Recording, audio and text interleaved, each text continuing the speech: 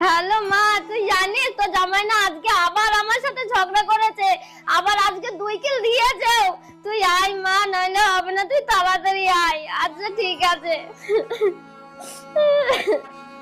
জামাই, জামাই, ঘরটা পুরো নিবংসে, তাড়াতাড়ি বেরিয়ে আয়। তুই আমার মেয়ের গায়ে হাত দিয়েছিস, তোর এত বড় সাহস। খবরদার চিল্লাবেন না, এটা ভদ্রলোকের বাড়ি বলে দিচ্ছে। চিল্লাবো না মানে? অবশ্যই চিল্লাবো, আলবাত চিল্লাবো। তুই আমার মেয়ের গায়ে হাত দিয়েছিস কেন? চুপ করেন, না হলে মেয়েকে তো 2 কিল দিয়েছে, এবার 1 কিল আপনাকেও দেবো।